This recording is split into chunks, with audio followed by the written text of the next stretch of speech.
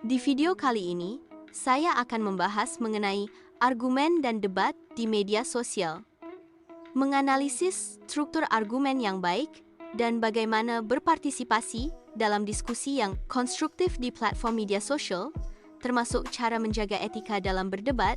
Langsung saja kita bahas. Di era digital saat ini, media sosial telah menjadi ruang terbuka yang memungkinkan siapapun menyampaikan pendapat dan terlibat dalam berbagai perdebatan publik. Namun, di balik kebebasan itu, muncul tantangan besar. Bagaimana cara menyampaikan argumen yang baik, menjaga etika, dan memastikan diskusi tetap konstruktif? Dalam video ini, kita akan mengulas secara mendalam tentang argumen dan debat di media sosial, struktur yang baik, tantangan etika, serta cara berpartisipasi secara sehat dan bijak. Apa itu argumen dan debat? Debat adalah bentuk pertukaran pendapat antara dua pihak atau lebih yang saling mempertahankan gagasan masing-masing. Argumen adalah jantung dari debat, yakni rangkaian pernyataan yang mendukung suatu kesimpulan dengan cara yang logis. Dalam konteks media sosial, argumen sering muncul dalam bentuk komentar, status, thread, hingga konten video yang membahas isu tertentu. Namun, tidak semua argumen dibuat dengan struktur yang benar atau disampaikan dengan etika.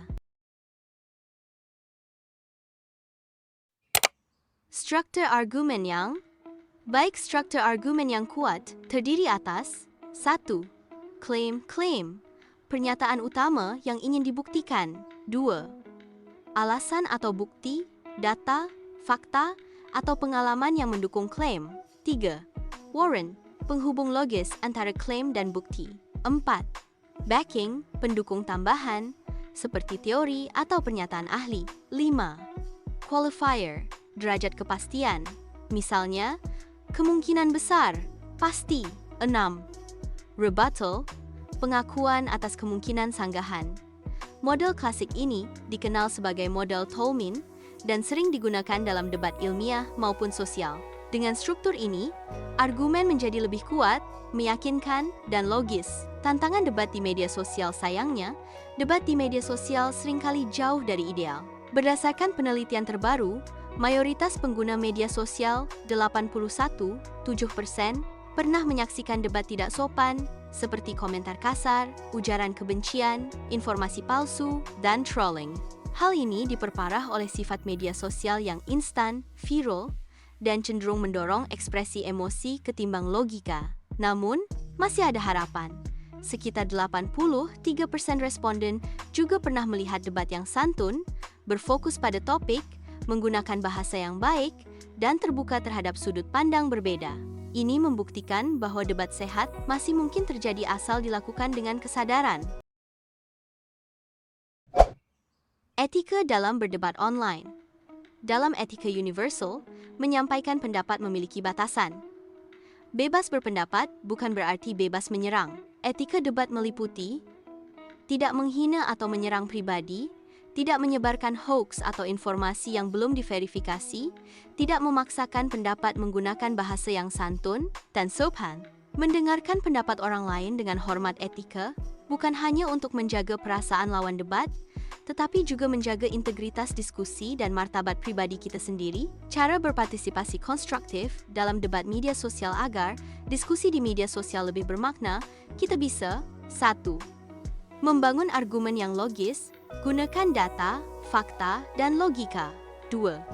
Gunakan bahasa yang baik, hindari kata kasar, sarkasme, atau provokasi. 3. Dengarkan dan tanggapi dengan hormat, bahkan jika berbeda pendapat. 4. Laporkan atau hindari provokator dan penyebar hoax. 5. Edukasi diri dan orang lain tentang pentingnya etika digital dan berpikir kritis. Strategi dalam berdebat. Untuk memperkuat posisi dalam debat, ada beberapa strategi yang bisa digunakan. Strategi menganjurkan, membangun opini dari fakta dan logika. Strategi bertahan, menjawab serangan dengan tenang dan sistematis. Strategi menyerang, mengkritisi celah logika lawan dengan sopan. Strategi menundukkan lawan, menunjukkan kelemahan argumen dengan data kuat, bukan emosi. Namun, yang terpenting, jangan bertujuan untuk menang, melainkan mencari pemahaman dan solusi bersama.